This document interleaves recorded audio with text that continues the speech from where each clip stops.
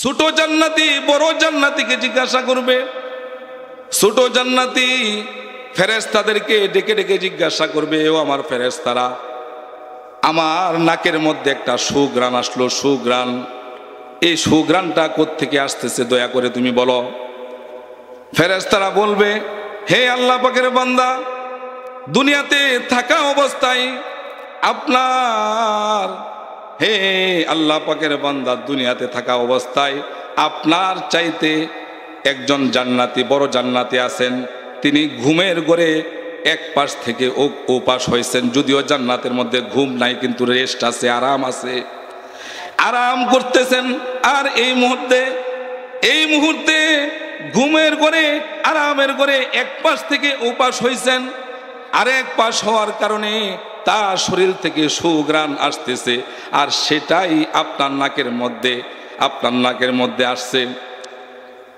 ছোট জান্নাতি বললেন, হে ফেরেশতারা, দুনিয়াতে থাকা অবস্থায় আমিও তো আল্লাহ পাকের নাম নিয়েছি, আমিও তো ইবাদত করেছি, তাহলে দুনিয়াতে থাকা অবস্থায় ওই জান্নাতি আমার চাইতে কোন ইবাদতটা বেশি করেছিল বলো।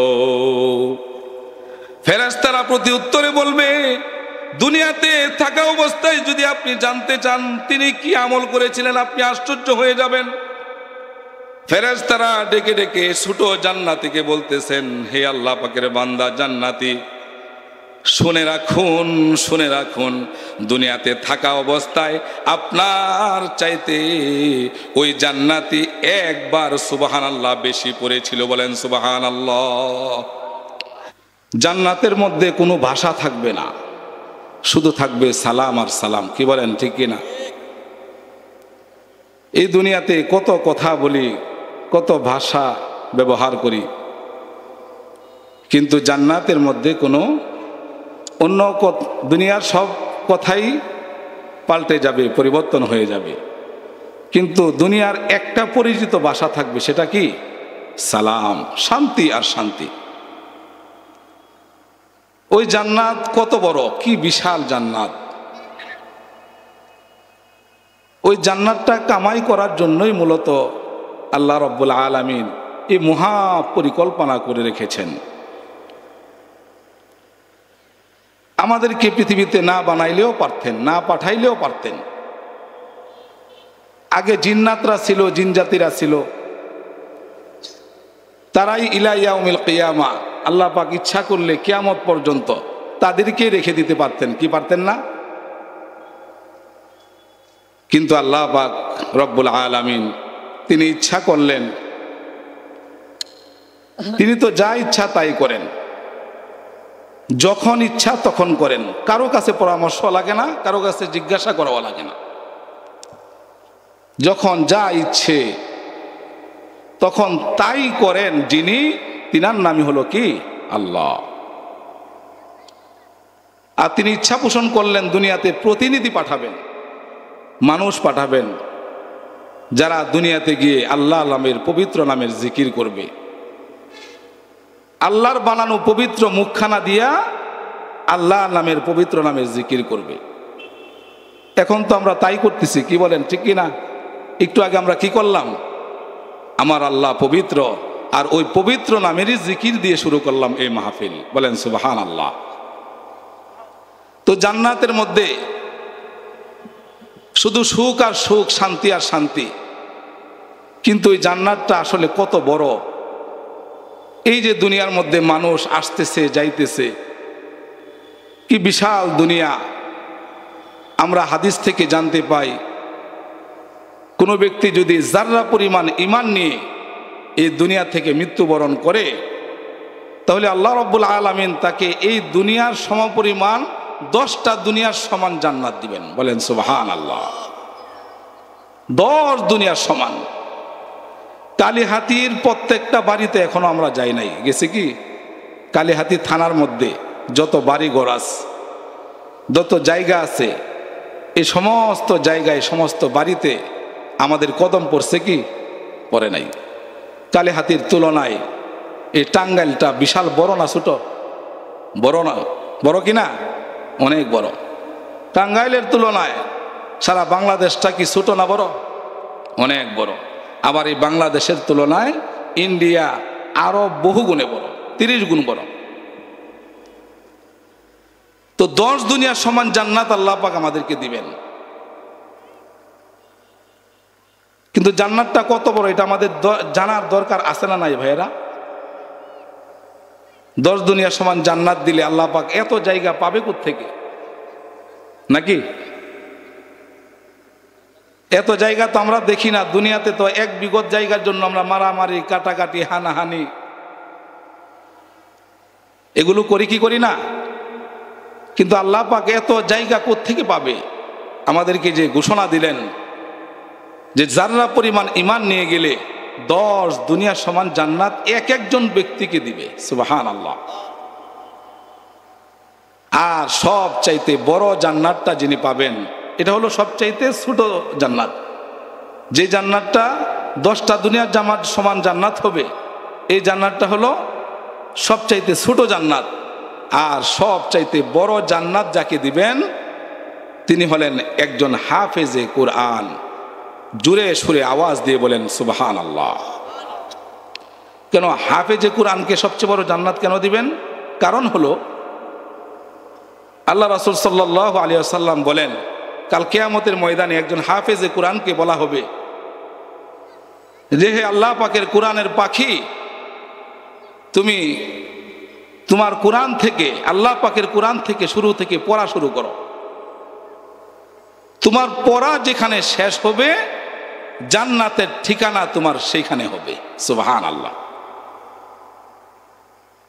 তো ওই জান্নাতটা কত বড় আমাদের জানার দরকার আছে না নাই? আসুন আমরা সেই কথাই ফিরে যাই। আল্লাহর নবী সাল্লাল্লাহু আলাইহি ওয়াসাল্লাম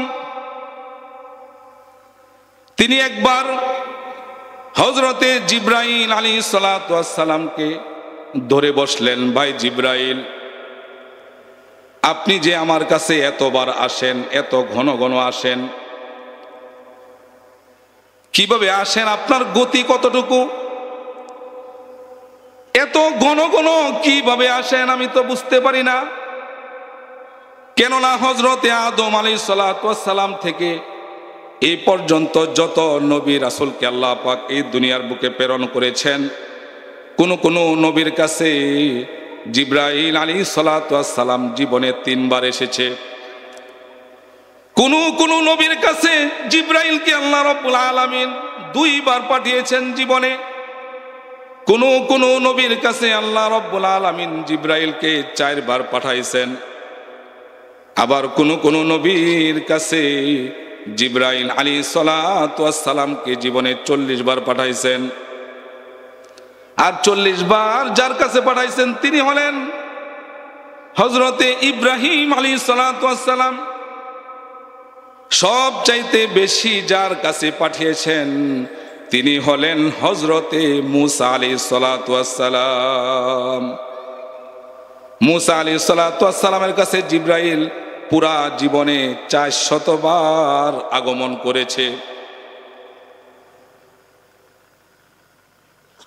আপনারা ইতিহাস ঘাটলে দেখবেন, ইতিহাস পড়ে দেখবেন, সারা দুনিয়ার মধ্যে যত নবী এই দুনিয়ার বুকে প্রেরণ করেছেন সমস্ত নবীর ভাগে যদি জিবরাইল আলাইহিস সালাতু ওয়াস সালাম কতবার এসেছেন এটা যদি গড়ে ভাগ করে দেওয়া হয় তাহলে প্রত্যেকজন নবীর কাছে 3 বার করে পড়বে। কিন্তু আপনার আমার নবী, বিশ্ব নবী হযরতে জনাবে মুহাম্মদুর রাসূলুল্লাহ, হযরত মুহাম্মদ মুস্তাফা সাল্লাল্লাহু আলাইহি ওয়াসাল্লাম, ওনার কাছে জিবরাইল সারা জীবনে 24,000 বার আগমন করেছেন। বলেন সুবহানাল্লাহ। 24,000 বার আপনার আমার নবীর কাছে কে আসছে? জিবরাইল আলাইহিস সালাতু ওয়াস সালাম আগমন করেছেন। এই সেই নবী না, তিনি হলেন গাছের নবী। আমাদের নবী হলেন মাছের নবী। গাছের নবী শুধু মাছের নবী না, তিনি হলেন আমাদের সাদা মানুষের নবী। এই দুনিয়াতে সাদা মানুষও আছে, আবার কালো মানুষও আছে। সাদা মানুষের নবীও আমার নবী, কালো মানুষের নবীও আমার নবী। এবং গাছের নবী, মাছের নবী, জিন্নাতদের নবী, এই পর্যন্ত যত জিন্নাতদেরকে আল্লাহ রাব্বুল আলামিন দুনিয়ার বুকে প্রেরণ করেছেন, সমস্ত জিন্নাতদের নবীকে আওয়াজ দিয়ে বলেন। এবং আসমানে যত ফেরেশতারা রয়েছে, সমস্ত ফেরেশতাদের নবী আপনার আমার নবী হযরত মুহাম্মদ মুস্তাফা সাল্লাল্লাহু আলাইহি ওয়াসাল্লাম। উনি পৃথিবীতে আসার পরে আল্লাহ রাব্বুল আলামিন উনার জীবদ্দশায় 3000-এরও বেশি মুজেজা ঘটাইছেন। মুজেজা, প্রত্যেক নবীকে আল্লাহ পাক 3টা বিশেষ জিনিস দিয়েছেন, খাস করে 3টা জিনিস দিয়েছেন বিশেষভাবে। 1 নম্বরে হলো হোসনে খুল, উত্তম মানের চরিত্র। আর 2 নম্বরে হলো ওহী। জিব্রাইল একমাত্র নবীদের কাছে আসতেন, আর কোনো সাধারণ মানুষের কাছে জিব্রাইল আসতেন না। আর 3 নম্বরে হলো, 1 নম্বরে হলো ওহী, 2 নম্বরে হলো উত্তম মানের চরিত্র, আর 3 নম্বরে হলো মুজেজা। আমি আলোচনায় অন্যদিকে যাব না, আমি জান্নাতটা কত বড় আপনাদের কাছে একবার বুঝাতে চাচ্ছি। যে জান্নাতে মৃত্যুর পরে আপনি আমি সকলে আল্লাহর কাছে আশা রাখি, আল্লাহ আপনি আমাদেরকে জান্নাতুল ফেরদাউসে জায়গা করে দিয়েন। সুবহানাল্লাহ। আমরা আর কিছু আপনার কাছে চাই না। মৃত্যুর পরে জাহান্নাম এই মাটির শরীর কখনো সহ্য করতে পারবে না। দুনিয়ার সামান্য আগুনে আমরা সইতে পারি না, দুনিয়ার কোনো গরম আমরা সইতে পারি না, দুনিয়ার হালকা ঠান্ডাও আমরা সইতে পারি না। কেননা আল্লাহ রাব্বুল আলামিন কোরআনে ইরশাদ করেছেন, খুলিকাল ইনসানু দাঈফা, হে মানুষ তোমাদেরকে আমি বড় দুর্বল করে বানাইছি, সুতরাং এই দুর্বল মানুষকে তুমি কি করে জাহান্নামে ফেলে দিবা। হে আল্লাহ, তোমার কাছে আমরা জাহান্নাম থেকে পানা চাই, বলেন আমিন। জান্নাতটা কত বড়, এটা বলতে গিয়ে এতগুলো কথা আপনাদের কাছে বললাম। হযরতে জিবরাইল আলাইহিস সালাতু ওয়াস সালাম, উনাকে একবার আল্লাহ রাসূল জিজ্ঞাসা করতেছেন, ভাই জিবরাইল, আপনি যে আমার কাছে এতবার আসেন, কিভাবে আসেন, আপনার গতি কতটুকু? জিবরাইল আলাইহিস সালাতু ওয়াস সালাম বললেন, হে আল্লাহর হাবিব, আমার গতি কতটুকু এটা যদি আপনি জানতে চান, তাহলে 2টি ঘটনা আপনাকে শুনতে হবে। কয়টি ঘটনা? 2টি ঘটনা শুনতে হবে। এই ঘটনাটি আছে বুখারী শরীফের ফাজলুল বারি ব্যাখ্যাতে, একেবারে সহি একটি কিতাব বুখারী শরীফ, যেখানে বুখারী রহমতুল্লাহ আলাইহি সবচাইতে উল্লেখযোগ্য এবং সহি হাদিসগুলো এই কিতাবের মধ্যে সংকলিত করেছেন। তো সেখান থেকে আপনাদের কাছে একটি হাদিসখানা আমি উপস্থাপন করছি। হযরতে জিবরাইল আলাইহিস সালাতু ওয়াস সালাম বললেন, হে আল্লাহর হাবিব, 2টি ঘটনা আমি বললে আপনি হয়তোটা কিছুটা আন্দাজ করতে পারবেন। কি ঘটনা? তো জিবরাইল আলাইহিস সালাতু ওয়াস সালাম বলতেছেন যে সাইয়েদনা হযরতে ইউসুফ আলাইহিস সালাতু ওয়াস সালামকে যখন তার 11 ভাই মিলে দুশ্মনী করে কুয়ার মধ্যে ছেড়ে দেয়, তখন আমি জিবরাইল ছিলাম 7ম আসমানের উপরে। বলেন তো কোথায় ছিলেন জিবরাইল? 7ম আকাশের উপরে, যেখানে বলা হয় সিদরাতুল মুনতাহা, মানে সৃষ্টি জগতের শেষ সীমারেখা। এরপরে আর কোনো সৃষ্টি জগৎ নাই, আল্লাহ পাকের আরশে কুরসি সেখান থেকে শুরু হয়েছে। তো জিবরাইল আলাইহিস সালাতু ওয়াস সালাম তিনি বলতেছেন, ইউসুফ আলাইহিস সালাতু ওয়াস সালামকে যখন তার 11 ভাই মিলে কুয়ার মধ্যে থেকে, কুয়ার উপর থেকে ছেড়ে দিলেন, তখন আল্লাহ পাক আমাকে সিদরাতুল মুনতাহায় বসে থাকা অবস্থায় আল্লাহ আমাকে আদেশ দিলেন, হে জিবরাইল, তাড়াতাড়ি যাও, আমার ইউসুফের পা যেন এই কুয়ার নিচে না নামতে পারে, লাগতে না পারে। আমার ইউসুফের শরীরের যে কোনো অঙ্গ কুয়ার নিচ পর্যন্ত যেন যাইতে না পারে, তুমি তাড়াতাড়ি যাও, আমার ইউসুফকে তুমি রক্ষা করো। হযরতে জিবরাইল আলাইহিস সালাতু ওয়াস সালাম বললেন, হে আল্লাহ, ইউসুফ আলাইহিস সালাম কোথায় আর আমি কোথায়? তো আল্লাহ রাব্বুল আলামিন বললেন, হে জিবরাইল, তোমাকে আমি সাধারণ কোনো ফেরেশতাদের মতো করে বানাই নাই। আল্লাহ রাব্বুল আলামিন বলেন, ইন্নাহু লাকাউলু রাসূলিন কারীম যী কুওয়াতিন ইনদা যিল আরশি মাকিন। অধিক ক্ষমতার অধিকারী করে তোমাকে আমি বানিয়েছি। একটি দুইটি পাখা তোমাকে আমি দেই নাই, 100-200 পাখা তোমার শরীরে আমি ফিট করি নাই। এরকম 100-200 পাখা নয়, বরঞ্চ 600 নূরের পাখা দিয়ে তোমাকে আমি বানিয়েছি। কতশো পাখা? 600 নূরের পাখা। তো জিবরাইল আলাইহিস সালাম বললেন, আমি 600 পাখা দিয়ে এরকম করে টান দিলাম, আমি গিয়ে দেখি, কুয়ার নিচে গিয়ে দেখি ইউসুফ আলাইহিস সালাম এখনো আসে নাই, মাত্র আসতেছে। আওয়াজ দিয়ে বলেন সুবহানাল্লাহ। মাত্র আসতেছে, আর আমি আমার নূরের পাখাটাকে ইউসুফ আলাইহিস সালামের শরীরের নিচে বিছিয়ে দিলাম। এটা হলো একটা ঘটনা। তারপরে হযরত মুহাম্মদ মুস্তাফা সাল্লাল্লাহু আলাইহি ওয়াসাল্লাম তিনি বলতেছেন, হে ভাই জিবরাইল, আচ্ছা বুঝলাম, তোমার ঘটনা আর বলা লাগবে না। আমি তোমার কাছে একটা জিনিস জানতে চাই, কি? যে আমি তোমাকে কখনো তোমার সশরীরে দেখতে পারি নাই। তোমার বাস্তব শরীরটা আসলে কত বড় এটা আমি দেখতে পারি নাই। তো আমার বড় ইচ্ছা, বড় আশা যে তুমি আমাকে তোমার বাস্তব শরীরটা, সশরীরটা আমাকে দেখাবে।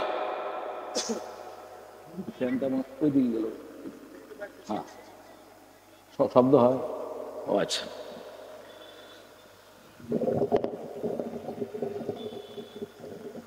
তো জিবরাইল আলাইহিস সালাম বলতেছেন যে, হে আল্লাহর হাবিব, আমার শরীর পুরোটা দেখা আপনার পক্ষে কখনো সম্ভব হবে না। আল্লাহর হাবিব বলতেছেন, কেন? যে আমি যদি পুরা শরীর আপনাকে দেখাই, তাহলে আপনাকে আল্লাহ পাক এরকম যোগ্যতা দেন নাই যে আমার পুরো শরীর দেখার, কেননা আপনি মাটির মানুষ, আর আমার দেহ হলো বিশাল বিশাল বড় দেহ, আমাকে আপনি দেখতে পারবেন না।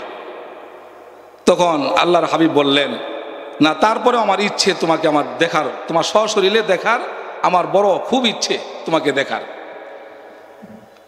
জিবরাইল আলাইহিস সালাম বলতেছেন, ঠিক আছে আল্লাহর হাবিব, আপনি যেহেতু এত করে বলতেছেন, তাহলে আপনি একটু আসমানের দিকে তাকান।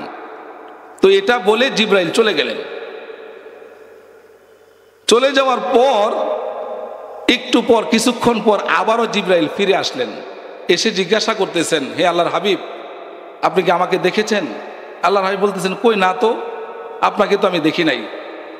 শুধু এতটুকু দেখছি যে আসমানটা সাদা ছিল, ফকফক ছিল, খুবই সুন্দর ছিল, কিন্তু হঠাৎ করে অন্ধকার হয়ে গেছে। কি হয়ে গেছে? অন্ধকার হয়ে গেছে। তখন ভাই আল্লাহর হাবিব সাল্লাল্লাহু আলাইহি ওয়াসাল্লাম তিনি জিবরাইল আলাইহিস সালামকে জিজ্ঞাসা করতেছেন, তো আমি তো তোমাকে দেখতে চাইছি, কিন্তু তুমি আমাকে কি দেখাইলা? আমি অন্ধকার দেখলাম, আর কিছুই তো দেখলাম না। জিবরাইল প্রতি উত্তরে বলছে, আল্লাহর হাবিব, আমি তো প্রথমেই বলেছি আমার শরীর, সশরীরটা, আমার শরীরটা কত বড় এটা আপনি দেখতে পারবেন না। আমি আপনাকে শুধু কিছু আন্দাজ করার জন্য, অনুমান করার জন্য আমি আপনাকে একটা পাখা দ্বারা আমি পুরো আসমানটা ঢেকে দিয়েছিলাম। পুরো আসমানটা একটা পাখা দ্বারা ঢেকে দেওয়ার কারণে মুহূর্তের মধ্যে পুরো আসমানটা আপনি অন্ধকার দেখতে পেয়েছেন। আর এই জন্যই আপনি অন্ধকার দেখলেন, আবারও দেখলেন যে এটা সাদা ফকফক হয়ে গেছে। এখনো সুবহানাল্লাহ বলবেন না? জান্নাত পাইতে চান না আপনারা? চান কি চান না? জান্নাতের মধ্যে আল্লাহর হাবিব বলেন, কোন ব্যক্তি যদি দুনিয়াতে থাকা অবস্থায় একবার সুবহানাল্লাহ পড়ে, তাকে জান্নাতের মধ্যে এমন একটি গাছ লাগিয়ে দেওয়া হবে তার জন্য, যেই গাছটা 500 বছর একটি তেজি ঘোড়া দৌড়াবে, এরপরে ওই গাছের ছায়া শেষ করতে পারবেন না। সুবহানাল্লাহ। একটু সুবহানাল্লাহ আগে আপনাদেরকে দিয়ে বলায় নি। বলেন সুবহানাল্লাহ, আলহামদুলিল্লাহ, লা ইলাহা ইল্লাল্লাহ, সুবহানাল্লাহ, আলহামদুলিল্লাহ, লা ইলাহা ইল্লাল্লাহ, সুবহানাল্লাহ, আলহামদুলিল্লাহ, লা ইলাহা ইল্লাল্লাহ, সুবহানাল্লাহ, আলহামদুলিল্লাহ, লা ইলাহা ইল্লাল্লাহ, লা ইলাহা ইল্লাল্লাহ, লা ইলাহা ইল্লাল্লাহ, সুবহানাল্লাহ, আলহামদুলিল্লাহ, লা ইলাহা ইল্লাল্লাহ, লা ইলাহা ইল্লাল্লাহু মুহাম্মাদুর রাসূলুল্লাহ। বলেন সাল্লাল্লাহু আলাইহি ওয়াসাল্লাম। একবার সুবহানাল্লাহ বললে আল্লাহ রাব্বুল আলামিন আপনার আমার জন্য জান্নাতের মধ্যে একটি গাছ লাগিয়ে দিবেন। ওই গাছের সীমারেখা হবে একটা তেজি ঘোড়া যদি 500 বছর দৌড়ায়, এরপরেও ওই গাছের ছায়া শেষ করতে পারবে। সুবহানাল্লাহ। জীবনে যতবার যখনই সুযোগ হবে সুবহানাল্লাহ পড়বেন, আলহামদুলিল্লাহ পড়বেন, আল্লাহু আকবার বলবেন। যখনই সুযোগ হবে এই জবানটাকে খালি রাখবেন না, কেননা যে জিনিসের সামনে আপনি সুবহানাল্লাহ আল্লাহ পাকের পবিত্র নামের ঘোষণা দিবেন, আল্লাহ রাব্বুল আলামিন ওই জিনিসটাকে কাল কিয়ামতের ময়দানে আপনাকে আমাকে জান্নাতে যাওয়ার জন্য সাক্ষী হিসাবে দাঁড় করাবে। এই জমিনের উপর বসে আপনি যদি সুবহানাল্লাহ পড়েন, এই জমিন আপনার পক্ষে সাক্ষী দিবে। আপনি যদি একটি গাছের পাশে বসে আপনি সুবহানাল্লাহ পড়েন, একটি গাছ আপনার পক্ষে সাক্ষী দিবে। আপনি যদি একজন মানুষের সম্মুখে আপনি সুবহানাল্লাহ পড়েন, তাকে কাল কিয়ামতের ময়দানে সাক্ষী দিবে। জান্নাতের মধ্যে ছোট জান্নাতীও থাকবে, আবার বড় জান্নাতীও থাকবে। আমি একটি ঘটনা বললে আপনারা এই সুবহানাল্লাহর যে পার্থক্য এটা বুঝতে পারবেন।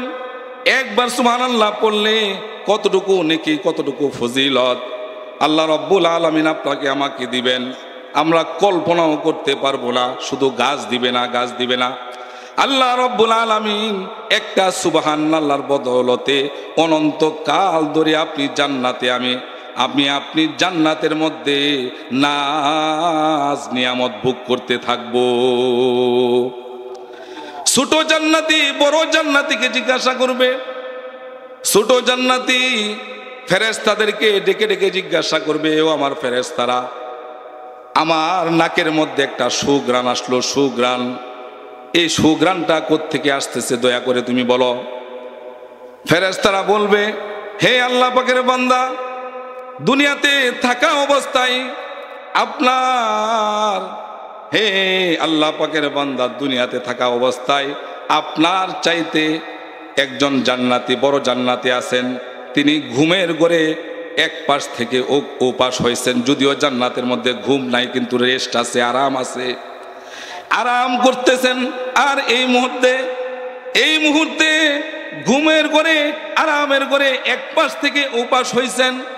আরেক পাশ হওয়ার কারণে তার শরীর থেকে সুঘ্রাণ আসতেছে, আর সেটাই আপনার নাকের মধ্যে আসছে। ছোট জান্নাতি বললেন, হে ফেরেশতারা, দুনিয়াতে থাকা অবস্থায় আমিও তো আল্লাহ পাকের নাম নিয়েছি, আমিও তো ইবাদত করেছি, তাহলে দুনিয়াতে থাকা অবস্থায় ওই জান্নাতি আমার চাইতে কোন ইবাদতটা বেশি করেছিল বলো। ফেরেশতারা প্রতি উত্তরে বলবে, দুনিয়াতে থাকা অবস্থায় যদি আপনি জানতে চান তিনি কি আমল করেছিলেন, আপনি আশ্চর্য হয়ে যাবেন। ফেরেশতারা ডেকে ডেকে ছোট জান্নাতীকে বলতেছেন, হে আল্লাহ পাকের বান্দা জান্নাতি, শুনে রাখুন, দুনিয়াতে থাকা অবস্থায় আপনার চাইতে ওই জান্নাতি একবার সুবহানাল্লাহ বেশি পড়েছিল। বলেন সুবহানাল্লাহ। একবার সুবহানাল্লাহ বলার কারণে জান্নাতের মধ্যে তার অবস্থাটাই পরিবর্তন হয়ে গেছে, একবার সুবহানাল্লাহ বেশি বলার কারণে।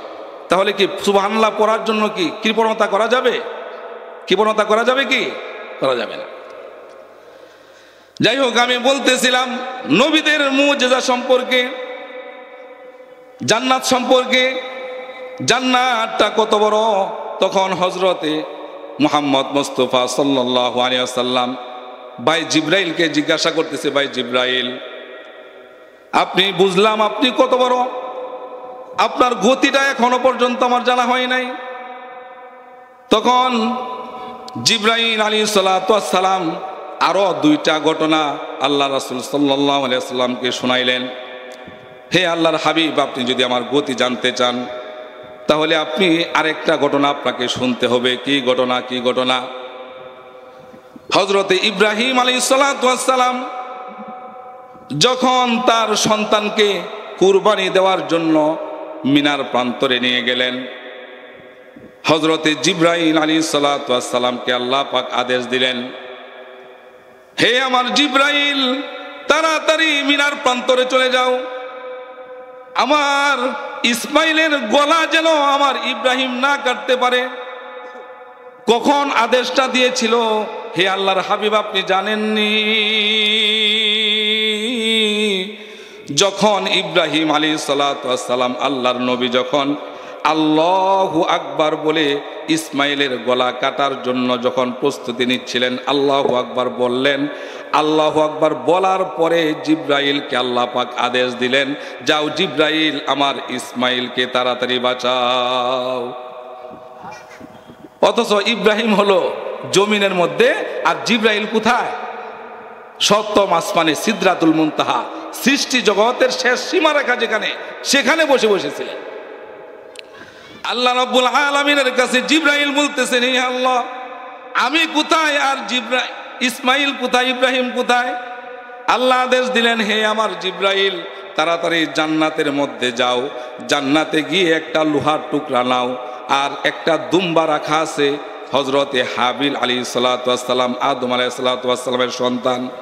হে হাবিল যখন কুরবানি দিয়েছিলেন, আর এই কুরবানিকে যখন আল্লাহ তাআলা কবুল করেছিলেন, ওই কুরবানির দুম্বাটা আল্লাহ পাক সযত্নে জান্নাতের মধ্যে সংরক্ষণ করে রেখে দিয়েছিলেন।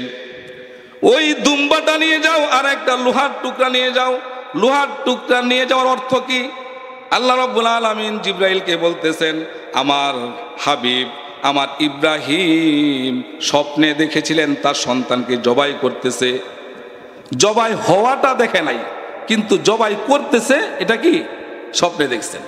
তো আল্লাহর নবীরা যে স্বপ্নগুলো দেখে, এই স্বপ্নগুলো সত্যি হয়ে থাকে এবং ওহির মতো করেই আল্লাহ পাকের পক্ষ থেকে হুকুম হয়ে থাকে। ওহি আসলে যেরকম সরাসরি বার্তা আসে, জিবরাইল আয়েশা নবীদের কাছে বলে আল্লাহ পাকের হুকুমটা, ঠিক তেমনি করে কোনো নবী যদি স্বপ্ন দেখে তাহলে এটাও কি আল্লাহ পাকের পক্ষ থেকে এই স্বপ্নটা দেখানো হয়েছে, এটা ধরে নিতে হবে। তো যখন জিবরাইল আলাইহিস সালাতু ওয়াস সালাম সিদরাতুল মুনতাহায়, তখন আল্লাহ পাক আদেশ দিলেন আমার ইসমাইলের গলাটা যেন কাটতে না পারে। আমার নবী স্বপ্নে দেখছে গলা কাটতেছে, কিন্তু গলা কাটছে কিনা এটা দেখে নাই, কিন্তু কাটা পর্যন্ত আমার নবীর যেতে হবে। এখন আপনারাই বলেন, নবী হোক অলি হোক, যদি কেউ ছুরি চালায় তাহলে কি গলা কাটবে কি কাটবে না? কথা বলেন, গলা কাটবে? এই জন্য আল্লাহ রাব্বুল আলামিন বললেন, হে জিবরাইল যাও, একটা লোহার টুকরা নিয়ে আমার ইব্রাহিমের সুরের নিচে দিয়ে দাও, যাতে সে যখন পুঁজ দিবে, গলা কাটা শুরু করবে, তখন গলার মধ্যে সরাসরি না লেগে কোথায় লাগে? যাতে লোহার মধ্যে লাগে, আমার ইসমাইলের গলাটা যেন সেফ থাকে। বলেন সুবহানাল্লাহ। তো জিবরাইল আলাইহিস সালাতু ওয়াস সালাম সেই সপ্তম আসমানের উপর থেকে তার 600 ডানা দিয়ে এমন জোরে টান দিলেন, এক টানে আয়েশা দেখে এখনো ইব্রাহিমের ছুরি ইসমাইলের গলার মধ্যে লাগে নাই, মাত্র আসতেছে ছুরি। আওয়াজ দিয়ে বলেন আল্লাহু আকবার। মাত্র ছুরি আসতেছে। এই হলো আমার গতি, হে আল্লাহর হাবিব। এখন আপনি আমার গতি কতটুকু এটা কি আপনি বুঝতে পারছেন? আল্লাহ রাসূলকে জিবরাইল বলতেছেন। তখন আল্লাহর হাবিব সাল্লাল্লাহু আলাইহি ওয়াসাল্লাম তিনি বললেন, হ্যাঁ বুঝতে পারছি ভাই, তোমার গতি কতটুকু? তখন জিবরাইল আলাইহিস সালাতু ওয়াস সালাম তিনি বলতেছেন যে হে আল্লাহর হাবিব, আমি একবার আল্লাহর কাছে জিজ্ঞাসা করছিলাম যে আল্লাহ, আমাদেরকে তো আপনি জান্নাত দিবেন না, কেননা আপনারা জেনে থাকবেন ফেরেশতাদের কোনো জান্নাতও নাই, আবার জাহান্নামও নাই, কোনো কিছুই নাই। এই দুনিয়া যখন ধ্বংস হয়ে যাবে তখন ফেরেশতাদেরকে আল্লাহ তাআলা একজনের পর একজন মৃত্যু দিয়ে দিবেন। সর্বশেষ আমাদের জান যিনি কবজ করেন হযরতে আজরাইল আলাইহিস সালাতু ওয়াস সালাম, উনাকেও আল্লাহ পাক এই কথা বলে মৃত্যু ঘটাবেন যে মউত, যা আজরাইল ও আল্লাহর পাকড়াও থেকে, আল্লাহ পাকের ধরা থেকে আজরাইল আলাইহিস সালাতু ওয়াস সালাম কি করতে পারবেন না? বাঁচতে পারবেন না। পৃথিবীর সকলকেই একদিন আল্লাহর কাছে চলে যেতে হবে, মৃত্যুবরণ করতে হবে। জিবরাইলকেও মৃত্যুবরণ করতে হবে, ইসরাফিলকেও মৃত্যুবরণ করতে হবে, মিকাইলকেও মৃত্যুবরণ করতে হবে, এবং সর্বশেষ আজরাইল আলাইহিস সালাতু ওয়াস সালামকেও মৃত্যুবরণ করতে হবে। এটা জেনে থাকবেন, কেউ থাকবে না, একমাত্র থাকবেন কে? আল্লাহ রাব্বুল আলামিন। তো জিবরাইল আলাইহিস সালাতু ওয়াস সালাম তিনি একবার আল্লাহর কাছে জিজ্ঞাসা করতেছেন, হে আল্লাহ, আমাদেরকে তো আপনি জান্নাতও দিবেন না, জাহান্নামও দিবেন না, কিন্তু আপনার বান্দাদেরকে যে জান্নাতটা দিবেন এই জান্নাতটা আমি একটু ঘুরে দেখতে চাই। আল্লাহ রাব্বুল আলামিন বললেন, জিবরাইল তুমি পারবা না, তোমার দ্বারা জান্নাত ঘুরে দেখা সম্ভব না। আমি শুরুতে আপনাদেরকে বলেছিলাম যে জান্নাতটা আল্লাহ পাক আপনাকে আমাকে দিবে, এই জান্নাতটা কত বড় এটা আপনার আমার জানার দরকার আছে না নাই? এই জন্যই ঘটনাগুলো বলতেছে। হযরতে জিবরাইল আলাইহিস সালাতু ওয়াস সালাম আল্লাহ রাব্বুল আলামিনের কাছে আরজি পেশ করলেন, হে আল্লাহ, আপনি আমাকে অনুমতি দিন, দয়া করে আপনি আমাকে অনুমতি দিন, আমি যাতে আপনার বান্দাদেরকে যে জান্নাতটা দিবেন এই জান্নাতটা যেন আমি একবার ঘুরে দেখতে পারি। আল্লাহ রাব্বুল আলামিন বললেন, জিবরাইল তুমি পারবা না, তুমি শত চেষ্টা করলেও তুমি পারবা না, এরপরেও তুমি যেহেতু আমাকে এত করে বলতেছ, যাও তুমি জান্নাতটা ঘুরে দেখে আসো। জিবরাইল আলাইহিস সালাতু ওয়াস সালাম জান্নাতের মধ্যে শুরু থেকে, জান্নাতের শুরু লগ্ন যেখানে, জান্নাতের শুরু আছে কিন্তু শেষ নাই, এটা জেনে রাখবেন, জান্নাতের কোনো শেষ নাই। জান্নাতের শুরু থেকে জিবরাইল আলাইহিস সালাতু ওয়াস সালামের 600 পাখা দিয়ে যিনি যখন উড়া ধরলেন, যখন উড়া শুরু করলেন, উড়তে উড়তে উড়তে উড়তে তিনি একসঙ্গে 70 বছর, কোনো কোনো বর্ণনায় আসছে তিনি একাধারে 70 বছর পর্যন্ত উড়েছেন। আচ্ছা আপনারাই বলেন, ফেরেশতাদের কি কোনো প্রস্রাব পায়খানা আছে? কোনো খাওয়া দাওয়া আছে? কোনো রেস্টের ব্যাপার স্যাপার আছে? আমরা তো এখান থেকে ঢাকা গেলে কি করি? রেস্ট নেই, এক জায়গায় বৈশা চা খাই, তারপরে কিছু বিস্কিট খাই, হালকা নাস্তা করি, বিভিন্ন জায়গায় রেস্ট নেই কি নেই না? কথা বলেন, জবাব দিয়েন। রেস্ট নেই, আমরা দুর্বল। আল্লাহ পাক বলছেন, খুলিকাল ইনসানু দাঈফা, মানুষ তোমাদেরকে আমি দুর্বল করে বানাইছি। কিন্তু ফেরেশতারা কিন্তু দুর্বল না, এদের কোনো প্রস্রাব পায়খানা নাই, খাওয়া দাওয়া নাই, বিছানা নাই, কোনো ধরনের কোনো আরাম নাই। এরা একাধারে জিবরাইল আলাইহিস সালাতু ওয়াস সালাম তার 600 পাখা দিয়ে 70 বছর পর্যন্ত উড়লেন। উড়ে এরপরে তিনি হাঁপায় গেছেন, আর উঠতে পারতেছেন না। তিনি বলবেন, জান্নাতের শেষ সীমারেখা কই? আমি তো খুঁজে পাচ্ছি না। ঘটনা কি? 600 ডানা দিয়ে, কোনো কোনো বর্ণনায় আসছে 70 বছর উঠছেন, আবার কোনো কোনো বর্ণনায় আসছে তিনি 70,000 বছর উড়েছেন, কিন্তু জান্নাতের কুল কিনারা খুঁজে পান না। আল্লাহর কাছে জিজ্ঞাসা করলেন, হে আল্লাহ, জান্নাতের শেষ সীমারেখা কোথায়? একটু মেহেরবানি করে আমাকে বলবেন। আল্লাহ রাব্বুল আলামিন বললেন, হে জিবরাইল, তোমাকে প্রথমেই বলেছিলাম আমার বান্দাদেরকে আমি যে জান্নাত দিব, এই জান্নাতের শেষ সীমারেখা তুমি কখনোই খুঁজে পাবে না। আল্লাহ যেটাকে অসম্ভব বলছেন, এটা কি কখনো সম্ভব হবে কি? কখনোই সম্ভব হবে না। আল্লাহর ফেরেশতা জিবরাইল আলাইহিস সালাতু ওয়াস সালামকে জিজ্ঞাসা করলেন, হে জিবরাইল, তুমি কি আসার সময় কোনো কিছু দেখেছিলে কিনা? জিবরাইল আলাইহিস সালাতু ওয়াস সালাম প্রতি উত্তরে বললেন, হ্যাঁ দেখেছি। কি দেখেছ? আমি আসার সময় উঠতে উঠতে 2টি খুঁটি পেয়েছি, 2টি খুঁটি। আল্লাহ রাব্বুল আলামিন জিবরাইলকে ডেকে বলে দিলেন, হে জিবরাইল,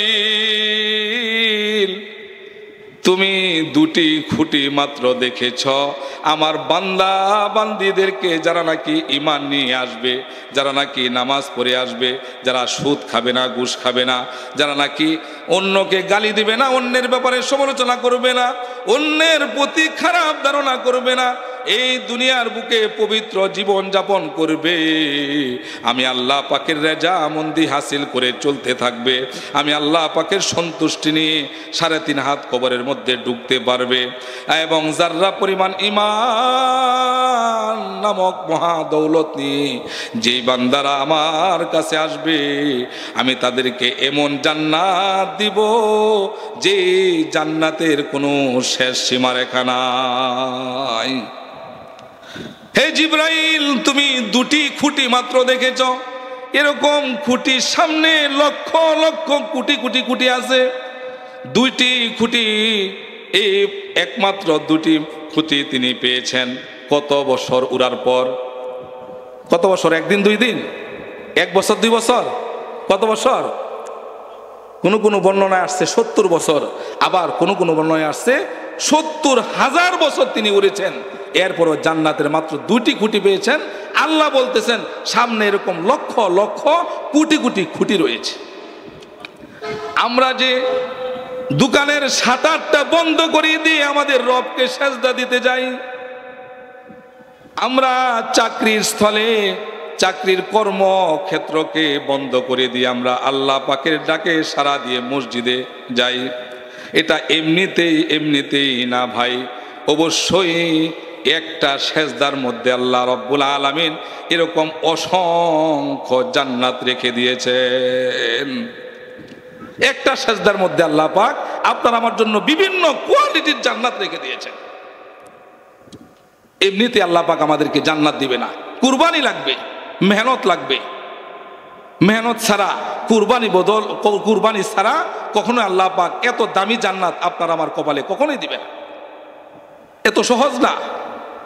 দুনিয়াতে মন চাহে জিন্দিগি চালাইলাম, সুদ খাইলাম, ঘুষ খাইলাম, যা ইচ্ছা তাই করলাম, আর মৃত্যুর সময় বলে দিলাম বিসমিল্লাহি ওয়া আলা মিল্লাতি রাসূলিল্লাহ।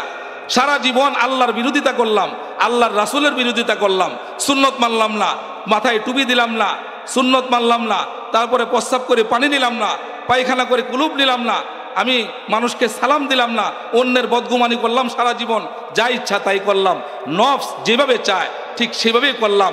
অবশেষে মৃত্যুর পর আমরা বলে দিলাম বিসমিল্লাহি ওয়া আলা মিল্লাতি রাসূলিল্লাহ। আমার 63 বছর, 65 বছর, কারো জীবন 70 বছর, কারো বয়স 80 বছর, এরকম বয়স পাওয়ার পর সারাটা জীবন আমি আল্লাহর বিরোধিতা করলাম, নবীর বিরোধিতা করলাম, আর মৃত্যুর পর বলে দিলাম বিসমিল্লাহি ওয়া আলা মিল্লাতি রাসূলিল্লাহ। সারা জীবন আল্লাহ রাসূলের বিরোধিতা করার পর মৃত্যুর পরে রাসূলের দলে গিয়ে কোনো লাভ হবে? কোনো লাভ হবে না। দুনিয়াতে থাকা অবস্থায়, এই নিঃশ্বাসের নিয়ামত থাকা অবস্থায় আল্লাহকে আপনাকে আমাকে চিনতে হবে। যদি আল্লাহকে না চিনতে পারি তো ভয়াবহতার কোনো শেষ নাই। মৃত্যু হতে দেরি হবে, কিন্তু আপনার আমার উপর কিয়ামত নামতে কখনো দেরি হবে না। আমরা মনে করি কিয়ামত বহু দূরে, না ভাই, কখনোই না। আল্লাহ পাক যে কিয়ামত ঘটাবেন সেটা তো অবশ্যই একদিন না একদিন আসবে, কিন্তু যে যখন মারা যান এই মৃত্যুর কোনো তো গ্যারান্টি নাই। আজ আসি কাল নাই, এখন আসি তখন নাই। আজকে আমি বয়ান করতেছি, কালকে এই সময় আমি নাও থাকতে পারি। আপনারা বয়ান শুনতেছেন, আগামীকালকে এই সময় আপনারা নাও থাকতে পারেন। কিন্তু যে যখন মৃত্যুবরণ করবে তার জন্য তখন থেকে কিয়ামত শুরু হয়ে যায়। কেননা কবরে আযাব বড় কঠিন। হযরত উসমান রাদিয়াল্লাহু তাআলা আনহু তিনি যখনই কবরের পাশ দিয়ে যাইতেন তখনই অজোরে কাঁদতেন, এত বেশি কাঁদতেন যে তিনার দাড়ি মুবারক ভিজে যাইত।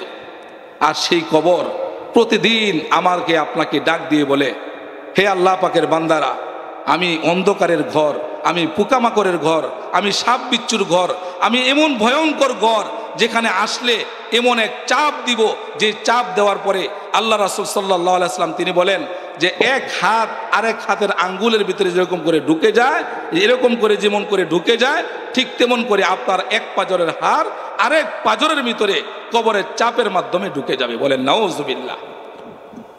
এত কঠিন শাস্তি রয়ে গেছে কবরে।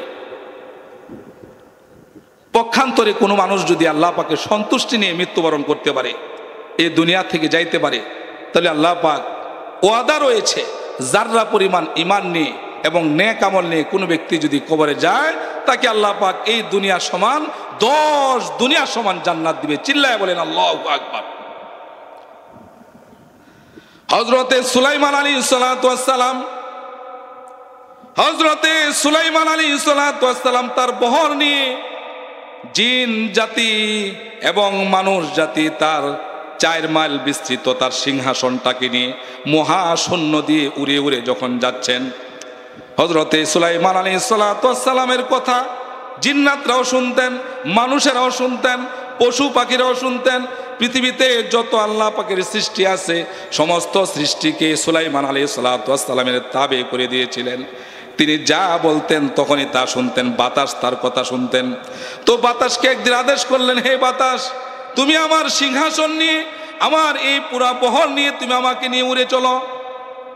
যখন তার এই পুরো সিংহাসন নিয়ে মহাশূন্য দিয়ে উড়ে উড়ে যাচ্ছেন, তখন একজন কৃষক যে নাকি ক্ষেতের মধ্যে কাজ করতেছিলেন, জমিনের মধ্যে কাজ করতেছিলেন, কাজ করা অবস্থায় যখন মহাশূন্য দিয়ে সুলাইমান আলাইহিস সালাতু ওয়াস সালাম তার বহর নিয়ে যখন আসমান দিয়ে উড়ে উড়ে যাচ্ছেন, তখন সেই কৃষক হঠাৎ করে বলে উঠল সুবহানাল্লাহ। সুবহানাল্লাহ বলার পরে হযরতে সুলাইমান আলাইহিস সালাতু ওয়াস সালাম মহাশূন্য থেকে নেমে আসলেন। সবাইকে নিয়ে যখন নিচে নেমে আসলেন, তখন সকলকে কৃষককে বলতেছেন, হে কৃষক, তুমি কি বলছো আবার একটু বলো দেখি, আমি শুনি। কৃষক তো প্রথম ভয় পেয়ে গেলেন, না জানি আমি বাদশাকে কি বলে ফেলেছি, না জানি আমি বাদশাকে কি বলে ফেলেছি, না জানি আমাকে কোন শাস্তি দেয়। হযরতে সুলাইমান আলাইহিস সালাতু ওয়াস সালাম তিনি বললেন, হে কৃষক ভাই, তুমি ভয় পেও না, তুমি নির্ভয়ে বলো তুমি কি বলেছ, আবার একটু বলো, আমার খুব শুনতে মন চাচ্ছে। হযরতে সুলাইমান আলাইহিস সালাতু ওয়াস সালাম তিনি যখন কৃষককে অভয় দিয়ে বললেন, বলো তোমার কোনো ভয় নেই, তখন কৃষক বললেন, আমি বলেছি হুজুর, সুবহানাল্লাহ, আল্লাহ রাব্বুল আলামিন আপনাকে কত বড় ক্ষমতার অধিকারী বানিয়েছেন। সুবহানাল্লাহ বাড়িতে যাইয়া কইবেন, বাড়িতে যাইয়া কইবেন, আওয়াজ দিয়ে বলেন সুবহানাল্লাহ। কৃষক বলতেছেন, সুবহানাল্লাহ, হে আল্লাহর নবী, আপনাকে কত ক্ষমতা দিয়েছেন, কত ক্ষমতার রাজত্ব দিয়ে আল্লাহ পাক আপনাকে দুনিয়াতে পাঠাইলেন। হযরতে সুলাইমান আলাইহিস সালাতু ওয়াস সালাম তিনি বললেন, হে কৃষক, তুমি যে একবার সুবহানাল্লাহ বলছো, আর আমার যে রাজত্ব তুমি দেখতেছ, আমার যে ক্ষমতা তুমি দেখতেছ, এই ক্ষমতা একদিন শেষ হয়ে যাবে, এই ক্ষমতা একদিন থাকবে না, এই রাজত্বের একদিন ধ্বংস হয়ে যাবে। কিন্তু তুমি কৃষক যে একবার বলছো সুবহানাল্লাহ, এই সুবহানাল্লাহর নেকি, এই সুবহানাল্লাহর ফজিলত, এই সুবহানাল্লাহর নাজ নিয়ামত তুমি জান্নাতের মধ্যে অনন্তকাল ধরে পেতে থাকবে। বলেন সুবহানাল্লাহ। একবার সুবহানাল্লাহ বলার কারণে,